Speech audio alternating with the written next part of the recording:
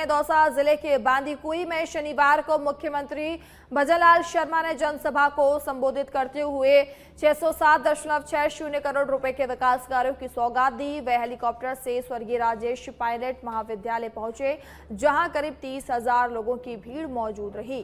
कार्यक्रम में 200वीं महात्मा ज्योतिबा फूले जयंती पर कई घोषणाएं की गई, जिसमें सावित्रीबाई फूले पॉलिटेक्निक कॉलेज का नामांकन व बांदीकुई व बसवा में सीवरेज लाइन और सभी जिलों में प्रतियोगी परीक्षाओं की तैयारियों के लिए सावित्रीबाई फूले के नाम पर लाइब्रेरी और महात्मा ज्योतिबा फूले आदर्श विद्यालय खोलने की योजना शामिल है। मुख्यमंत्री ने कहा कि ERCP योजना बांदीकुई से गुजरेगी और 2027 तक हर जिले में दिन में बिजली आपूर्ति सुनिश्चित करने की दिशा में काम हो रहा है। उन्होंने दावा किया कि सरकार ने पेपर लीक पर सख्ती से नियंत्रण किया है और अपराध के खिलाफ कड़े कदम उठाए हैं। किसानों के लिए किसान निधि योजना के तहत सालाना सहायता बढ़ाकर 12,000 रुपए करने की दिशा में काम चल रहा है, जबकि महिला सशक्तिकरण के तहत 20 लाख लखपति दीदी बनाने के लक्ष्य में से 16 लाख महिलाएं शामिल हो चुकी हैं। मुख्यमंत्री ने पूर्व सीएम अशोक गहलोत पर निशाना साधते हुए विकास की बजाय कुर्सी बजाने और सोशल मीडिया पर राजनीति करने का आरोप भी लगाया। दौसा जिले में लगातार काम हो रहे हैं। दौसा जिले में लगातार आपने देखा किस तरह के कार्यक्रम हुए और आप जो उनका शिलान्यास और उद्घाटन हुआ है, उसके लिए मैं दौसा जिले के सभी भाई बहनों को बहुत बहुत शुभकामनाएं देना चाहता हूँ। आज मैं कह सकता हूँ कि दौसा जिले के 607 करोड़ रुपए के 213 कार्यों का विकास की सौगात आज मिली है। 607 करोड़ रुपए की 213। इसके साथ ही आज ज्योतिराव फुले जयंती के अवसर पर पॉलिटेक्निक कॉलेज बांदीकुई का नामकरण महात्मा ज्योति व फुले के नाम से नामकरण करने की घोषणा करता हूँ। दौसा के विकास के लिए बांदीकुई दौसा रेलवे फाटक पर आरोही निर्माण की भी घोषणा करता हूँ। साथ ही बांदीकुई और बसवा नगर पालिका में सीवरेज व ड्रेनेज गेट के कार्य भी स्वीकृति की घोषणा करता हूँ। लेकिन तुम्हारा ये एमएलए ना,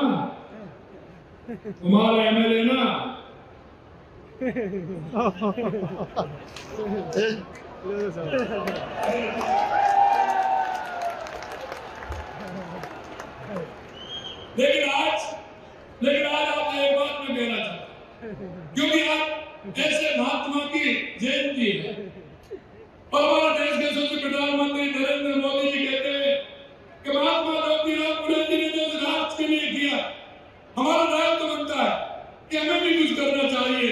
इसलिए मैं आज उनकी 200वीं जयंती के अवसर पर, क्योंकि हमारा पूरे साल मनाया जाएगा, इसमें भी प्रत्येक ब्लॉक में, राजस्थान के प्रत्येक ब्लॉक में एक उच्च माध्यमिक विद्यालय में विद्यार्थियों युवाओं की शिक्षा के साथ ही विभिन्न परीक्षाओं की तैयारी की सुविधा उपलब्ध कराने हेतु सावित्रीबाई फुले की लाइब्रेरी की स्थापना की घोषणा करता हूँ। राजस्थान के हर ब्लॉक के अंदर होगा और इसके साथ ही प्रदेश के समस्त जिलों में बेहतर शिक्षण सुविधा उपलब्ध कराने की दृष्टि से एक जिले में एक महात्मा गांधी ज्योति फुले आदर्श विद्यालय स्थापित किए जाएंगे।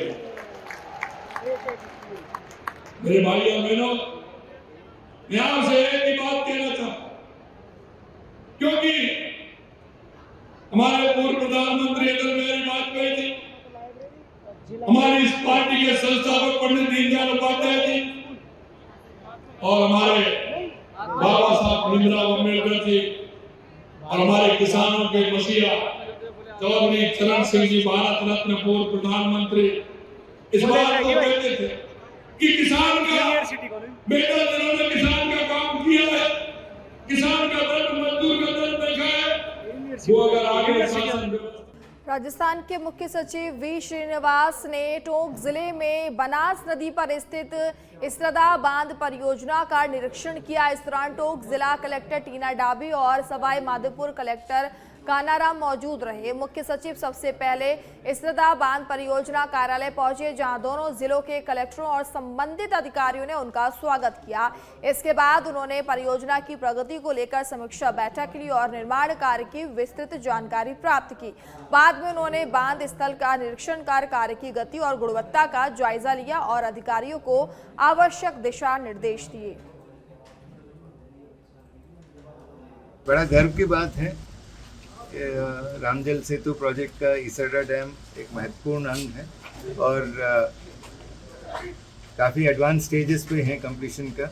इरिगेशन प्रोजेक्ट जिस प्रकार से आप देख रहे हैं, काफ़ी वाटर एक्यूमुलेट हुआ है। नेक्स्ट स्टेप इसकी पंप हाउस ऑपरेशनलाइज करें और दौसा में लगभग 177 गाँव को वाटर सप्लाई मिलेगा। उसके बाद सवाई माधोपुर के भी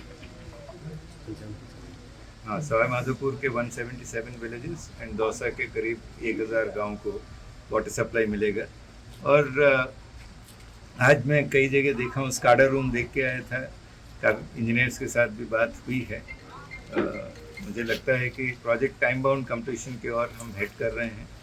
माननीय मुख्यमंत्री जी का एक बहुत मेजर प्रायोरिटी एरिया प्रोजेक्ट है इंफ्रास्ट्रक्चर में, इरिगेशन में, और अपेक्षा करता हूँ कि सारे irrigation department, PHED, revenue department साथ मिलकर इसको टाइम बाउंड कंप्लीशन की ओर हम ले जा सकते हैं और इससे राजस्थान को बहुत।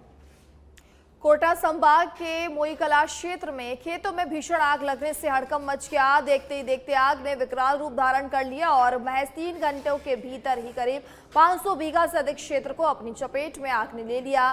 तेज हवा के चलते आग लगातार फैलती रही और जिससे हालात और भी ज्यादा गंभीर बने हुए हैं। ग्रामीणों ने मवेशियों को सुरक्षित गांव की ओर भगाया। वहीं कई किसान खुद स्प्रे मशीनों से आग बुझाने की कोशिश में जुटे हुए हैं। सूचना मिलते ही बपावर और सांगोद से दमकल रवाना हो चुकी हैं, जबकि पुलिस भी मौके पर पहुंचकर हालात पर नजर बनाए हुए है।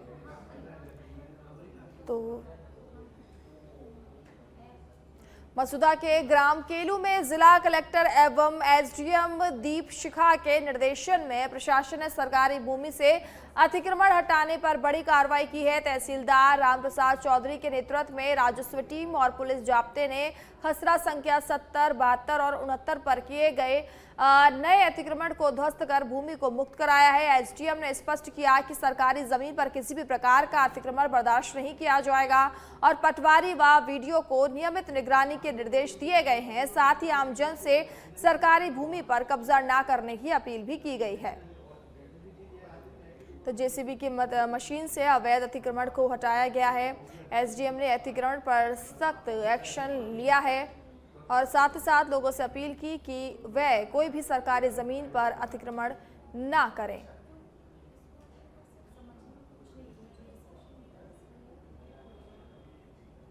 भरतपुर में कमर चौधरी ने जिला कलेक्टर सभागार में ज्योतिराव फुले की जयंती पर दीप प्रज्वलन व पुष्पांजलि के साथ 11 से 14 अप्रैल तक चलने वाले कार्यक्रमों की श्रृंखला का शुभारंभ किया, जो भीमराव अंबेडकर जयंती के उपलक्ष्य में आयोजित है। उन्होंने कहा कि फुले आधुनिक भारत के प्रमुख समाज सुधारक थे, जिन्होंने जाति प्रथा, बाल विवाह, छुआछूत और महिला शिक्षा की कमी के खिलाफ संघर्ष किया और अपनी पत्नी सावित्रीबाई फुले के साथ मिलकर बालिका शिक्षा की शुरुआत की। कलेक्टर ने युवाओं से फुले के आदर्शों, समानता और शिक्षा के संदेश को अपनाने का आह्वान किया। कार्यक्रम में सामाजिक न्याय विभाग के अधिकारी श्याम सुंदर शर्मा सहित अन्य कर्मचारी उपस्थित रहे।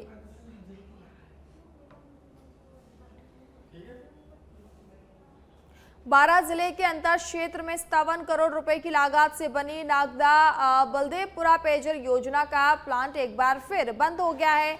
कर्मचारियों को 11 माह से वेतन नहीं मिलने से नाराज होकर उन्होंने अनिश्चितकालीन हड़ताल शुरू कर दी है, जिससे प्लांट का जो संचालन है ठप पड़ गया है। इसके चलते अंता कस्बे सहित 44 गांवों में पेयजल संकट गहरा गया है। कर्मचारियों का कहना है कि वह कई बार उच्च अधिकारियों को वेतन समस्या से अवगत करा चुके हैं, लेकिन केवल आश्वासन ही मिला है।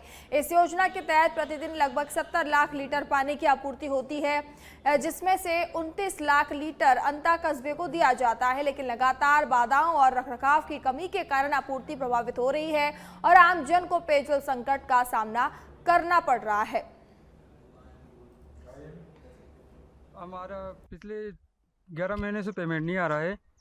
हमने 6 महीने होते हैं प्लांट बंद कर दिया था, लेकिन 6 महीने में हमें फिर आश्वासन नहीं मिला है और हमारा पेमेंट नहीं आ रहा। सब प्रशासन हमें झूठे आश्वासन देते हैं कि प्लांट चालू कर दो, पेमेंट आ जाएगा, लेकिन कोई सुनवाई नहीं हो रही। कलेक्टर साहब को भी ज्ञापन दे दिया, पुलिस प्रशासन को भी अवगत करा दिया, नेताओं ने भी सबको बता दिया है, हमारी कोई सुनवाई नहीं हो रही।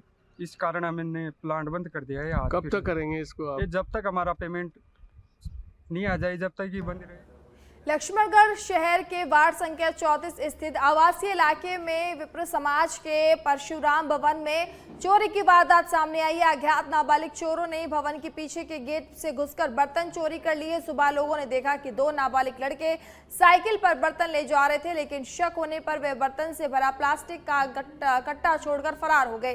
पूरी घटना सीसीटीवी कैमरे में कैद हो गई, जिसमें आरोपी साफ नजर आ रहे हैं। सूचना पर लक्ष्मणगढ़ थाना पुलिस मौके पर पहुंची और जांच शुरू कर दी है। वही घटना की जानकारी मिलते ही विप्र समाज के लोग भी मौके पर पहुंचे। पुलिस अब सीसीटीवी फुटेज के आधार पर चोरों की तलाश में जुटी हुई है।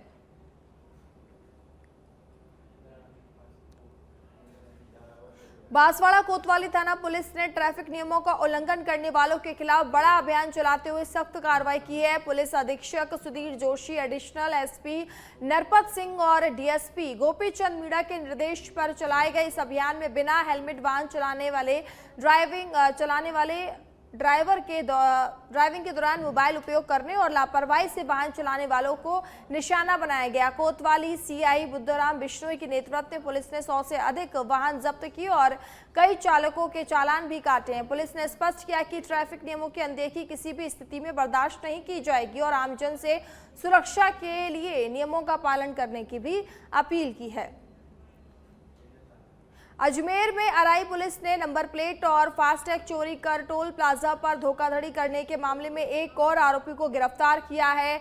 आपको बता दें कि पुलिस ने मामला दर्ज कर शिकायत मिली थी कि कुछ युवकों ने दुर्घटना में क्षतिग्रस्त वाहन से फास्टैग और नंबर प्लेट चोरी कर उन्हें अन्य वाहनों पर लगाकर टोल पर अवैध उपयोग किया। जांच के दौरान पुलिस ने सुखीराम उर्फ सुशील निवासी छोटा लांबा थाना अराई को गिरफ्तार किया है। इससे पहले इस मामले में एक अन्य आरोपी राजकुमार उर्फ राजू को भी गिरफ्तार किया जा चुका है। एक्सीडेंट में दुर्घटनाग्रस्त हुई गाड़ी के मालिक चालक की जब मृत्यु हो गई, उसके पश्चात उसकी वाहन से नंबर प्लेट और फास्टैग चोरी करके दूसरे वाहन पर लगा करके और उसमें उसका इस्तेमाल करके उसको अवैध कार्यों में गाड़ी का इस्तेमाल किया गया। इसके तहत हमने एक आरोपी सुखीराम उर्फ सुशील पुत्र शिवराज कुमार एज 25 इयर्स निवासी छोटा लांबा को गिरफ्तार किया है। इसी मुकदमे में इससे पहले हम एक रामराज नामक व्यक्ति को अराई थाना पुलिस ने साइबर क्राइम के खिलाफ ऑपरेशन म्यूल हंटर के तहत बड़ी कार्रवाई करते हुए एक आरोपी को गिरफ्तार किया है। थाना प्रभारी रोशन समरिया ने बताया कि एसबीआई अराई शाखा के खाते से साइबर फ्रॉड किया गया है। आपको बता दें कि जांच के दौरान खाता धारक जीतराम पुत्र सुगना जाट निवासी काला नाड़ा से पूछताछ की गई, जिसमें सामने आया कि उसके खाते में धोखाधड़ी की राशि आई थी और उसने अपने साथी जगत को 5% कमीशन भी दिया। जांच में यह भी पाया गया कि उक्त खाते के खिलाफ समन्वय पोर्टल 1930 पर 7 साइबर शिकायतें दर्ज हैं और आरोपी व उसके साथी ऑनलाइन जॉब ट्रेंडिंग और मुनाफे के नाम पर लोगों से ठगी कर रहे हैं। इस पर पुलिस ने मामला दर्ज कर जीतराम को गिरफ्तार किया और आगे की जांच जारी है। कल हमने साइबर फ्रॉड के मामले में कार्रवाई करते हुए आईटी एक्ट के तहत एक आरोपी को गिरफ्तार किया है। जो साइबर फ्रॉड का अमाउंट विभिन्न कंप्लेंट्स के जरिए ऑल इंडिया में दर्ज होती हैं। 7 कंप्लेंट्स में इस आरोपी का अकाउंट इस्तेमाल हुआ है और उस अकाउंट में फ्रॉड का अमाउंट डिपॉजिट हुआ और इस व्यक्ति के द्वारा अगले आरोपी को पैसा अपना कमीशन काट करके निकालने के लिए अपना अकाउंट और एटीएम नंबर दे दिया जाना पाया गया है। अनुसंधान में हमने आरोपी जीतराम पुत्र सुगनाराम जाट एज 25 इयर्स निवासी काला नाड़ा को इस मुकदमे में अरेस्ट किया है। साइबर फ्रॉड के जो मामले होते हैं उनमें लालच दे करके और ट्रेडिंग के नाम पर या किसी ऐप के माध्यम से कोई डाउनलोड करा करके OTP लेकर के इस तरह से साइबर फ्रॉड काम करते हुए इलेक्ट्रॉनिक माध्यम का इस्तेमाल। मंडावा में मुकुंदगढ़ रोड स्थित टीकम दास आश्रम में संचालित निराश्रित गौ सेवा समिति में बीमार और दुर्घटनाग्रस्त गौवंश के लिए बनाए जा रहे टीन शेड का शिलान्यास नगर पालिका के अधिशासी अधिकारी लोकेंद्र सिंह शेखावत ने किया। कार्यक्रम का शुभारंभ वैदिक मंत्रोच्चार के साथ हुआ, जिसके बाद शेखावत ने पूजित ईंट स्थापित कर शिलान्यास किया। ये टीन शेड बीमार गौवंश के उपचार और देखभाल के लिए तैयार किया जा रहा है। इस अवसर पर नगर पालिका के कई अधिकारी एवं गणमान्य लोग उपस्थित रहे, जबकि समिति अध्यक्ष किशोर चौहान ने भी सभी का आभार व्यक्त किया। बयाना के झील का बाड़ा स्थित कैला देवी माता मंदिर में आयोजित लक्की मेले के समापन के बाद भारी अव्यवस्था देखने को मिली। मेले के दौरान दुकानों की नीलामी से देवस्थान विभाग ने लाखों रुपए की आय प्राप्त की, लेकिन समापन के बाद सफाई व्यवस्था पूरी तरह से चरमरा गई, जिससे मंदिर परिसर, रास्तों और आसपास के कूड़े के ढेर लग गए। विशेष रूप से रवि कुंड की स्थिति खराब हो गई, जहां गंदगी और कीचड़ के कारण बदबू फैल रही है और श्रद्धालुओं को परेशानी हो रही है। भारतीय किसान यूनियन अम्बावत के राष्ट्रीय महासचिव सुरेंद्र सिंह कसाना ने प्रशासन पर लापरवाही के आरोप लगाते हुए चेतावनी दी, यदि 5 दिनों में सफाई नहीं हुई तो आंदोलन किया जाएगा। वहीं स्थानीय लोगों ने भी इस स्थिति पर नाराजगी जताई है। बीकानेर जिले के काजूवाला क्षेत्र में मामूली विवाद ने हिंसक रूप ले लिया, जहां दो पक्षों के बीच जमकर लाठी डंडे चले। खेत में सरसों के पल्लर को लेकर शुरू हुआ विवाद देखते देखते खूनी संघर्ष में तब्दील हो गया। इस झगड़े में दोनों पक्षों के 4 लोग घायल हो गए, जिन्हें तुरंत काजूवाला अस्पताल पहुंचाया गया। घायलों में से 2 की हालत गंभीर होने पर उन्हें बीकानेर रेफर किया गया। फिलहाल पुलिस पूरे मामले की जांच कर रही है। अब खबर जयपुर से है, जहां श्यामनगर स्थित ट्री हाउस हाई स्कूल का मामला गरमाया हुआ है। स्कूल प्रकरण पहुंचा पुलिस थाने। अभिभावकों ने लगाया धोखाधड़ी का आरोप, मानसिक प्रताड़ना का भी लगाए गंभीर आरोप। 1 अप्रैल से शुरू हुआ था नया सत्र, 7 अप्रैल तक फीस, ड्रेस और किताबों के नाम पर वसूली, ट्रांसपोर्ट फीस भी ली गई है अभिभावकों से। 8 अप्रैल को अचानक स्कूल बंद, मचा था हड़कंप। 44 RTE छात्रों की पढ़ाई पर संकट, अभिभावकों में आक्रोश और कार्रवाई की मांग की जा रही है। तो मानसिक प्रताड़ना का भी गंभीर आरोप लगाया है अभिभावकों ने। आपको बता दें कि ट्री हाउस हाई स्कूल का मामला लगातार गरमाता जा रहा है। स्कूल प्रकरण का जो मामला है अब थाने तक पहुंच चुका है और अभिभावकों ने धोखाधड़ी का आरोप लगाया है और सख्त कार्रवाई की उन्होंने मांग की है। तो ट्री हाउस हाई स्कूल का ये जो मामला है लगातार गरमाता जा रहा है और इस मामले में अभिभावक जो है सख्त कार्रवाई की मांग कर रहे हैं।